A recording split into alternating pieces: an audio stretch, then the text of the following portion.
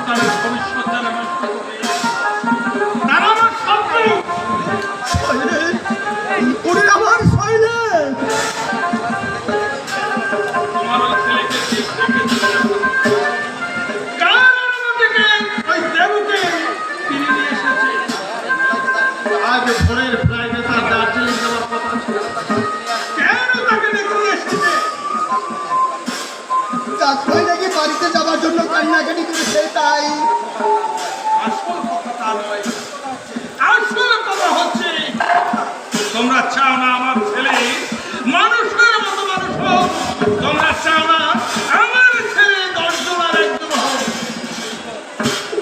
ওরে শৈল, তুই চুপ কর, তুই চুপ কর।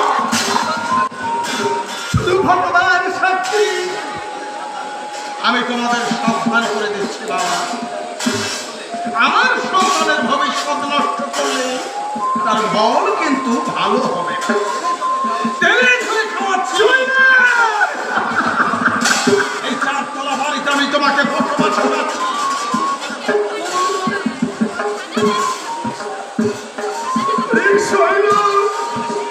তুই আর অমন করে বলিস না, অমন করে তুই আর বলিস না। তোদের ছেলে দাদু ভাইকে আমরা বেশি ভালোবাসি। ও দাদু ভাই,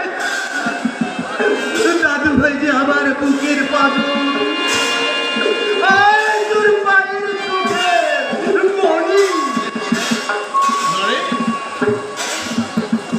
নরেন যে দাদু ভাইকে কতখানি ভালোবাসে সে খবর তুই জানিস না, তুই জানিস না।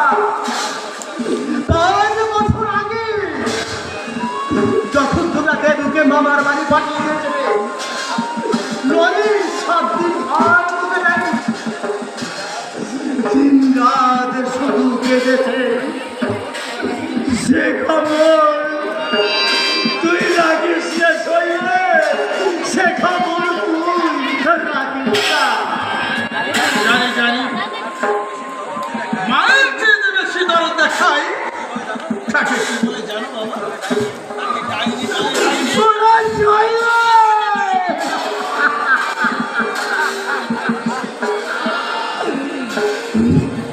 তুই কি আমার সেই শৈল, বিয়ের আগে যে শৈলের বলেছিল আমার মা বাবাকে যে অশ্রদ্ধা করবে আর তাকে নিয়ে যেই ঘর সংসার করবে, ওই শৈলের গাগুলি করবে না? হ্যাঁ বলেছিলাম, কিন্তু তুমি ধর্ম সাক্ষী করে বলো কি অবহেলা করেছে আমার বউ? কোন পকাধারে তোমাকে মাই দিয়েছে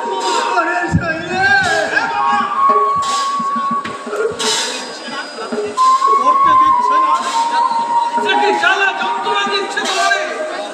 জবাব দাও, জবাব দাও বাবা। বাবা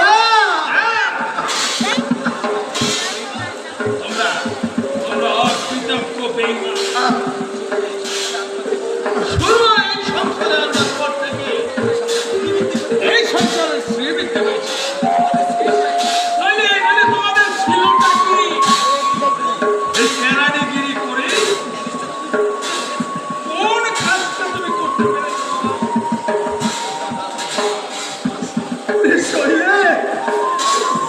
এই অশ্রদ্ধার রাজ ভরের দেশ, শ্রদ্ধার সাগর আমার কাছে যে বেশি মিষ্টি, ঘি ভাতের যে নুন ভাত বড় মিষ্টি রে শৈল, বড় মিষ্টি। শুনলে তোমাদের অশ্রদ্ধা করে কথাটা বলতে তোমার জিভটা আড়ষ্ট হলো না? মনুষ্যত্ব বিনে চিৎকার করে উঠল।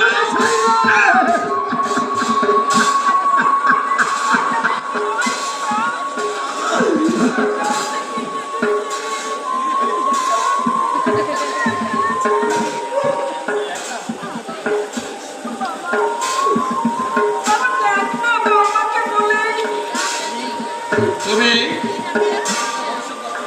এই তুমি আমার ছেলেটার ভবিষ্যৎ নষ্ট করে দিয়েছ।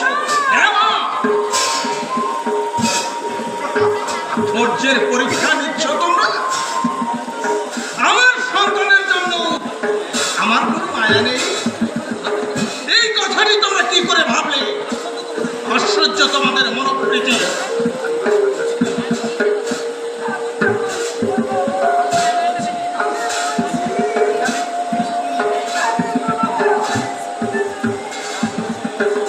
যা বলেছ বলেছ, আর কোনোদিন এই কথাটি মুখ থেকে উচ্চারণ করবে না।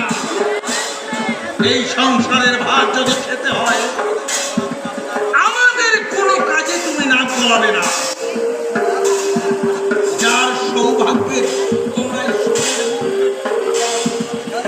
যার দৌলতে তোমরা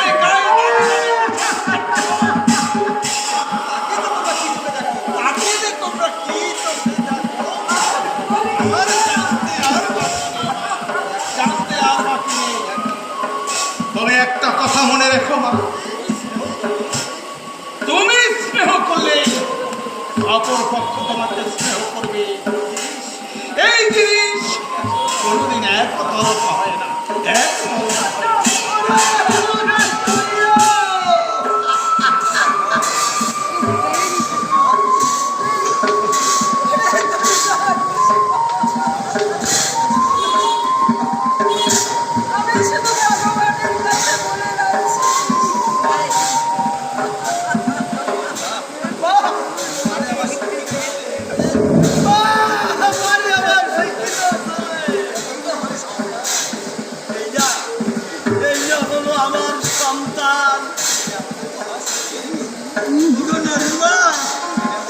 ছেলে